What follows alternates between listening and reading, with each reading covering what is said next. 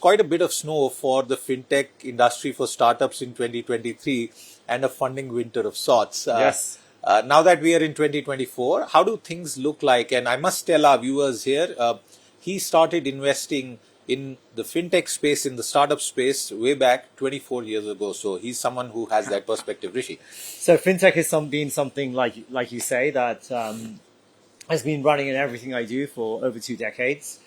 And if you look at where we've come from the early 2000s to today, it's phenomenal. Like you said, we had an incredible flurry of an appetite for investing in fintech, really from, I would argue, 2018, 2019, all the way through, right? And in any period where you get a lot of capital chasing a theme, some shakeouts are always like inevitable, and it's good, it's healthy, right? And has happened across sectors. Across sectors, right? Including fintech, but fintech probably got, almost say, e-commerce was before in a way, and fintech got a disproportionate amount of attention, right? So as that shakeout is happening, and I would still say it hasn't happened because a lot of companies, there may be a funding vacuum, like you said, a funding winter.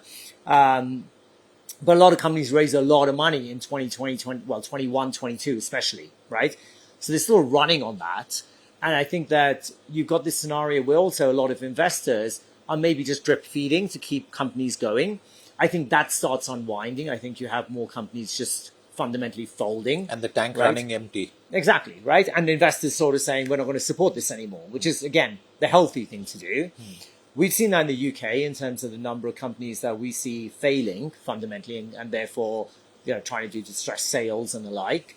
And I think on a global basis, that's absolutely, something which will happen. In terms of then new money coming in, if you look at, again, the rounds which are being done at the moment, they're very much led by existing investors rather than new investors as such.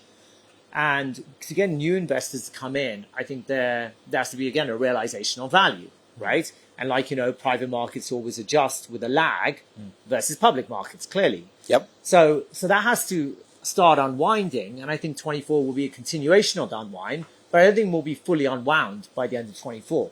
Okay. I think there'll still be more in play. So do you expect fintech companies to crack the profitability puzzle? Because many of them have been cutting costs in a bit to sort of extend the runway with whatever cash they have. Do you think that's going to happen? So now I have to talk about ourselves, right? Yeah, absolutely. OakNorth, we established the business. We launched in September 2015. It took us 9 months to hit cash flow profitability. And our last reported accounts were 22, where we did about $190 million pre-tax profit, right? And 23 will be higher than that, okay?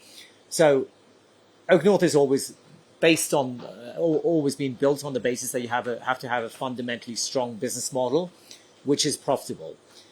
That reality hit home for all companies across all sectors last year, right?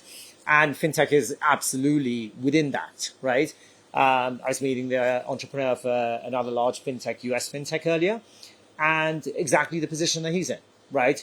They have to get to profitability because the investor appetite for continually funding losses without a clear path to profitability just doesn't hold.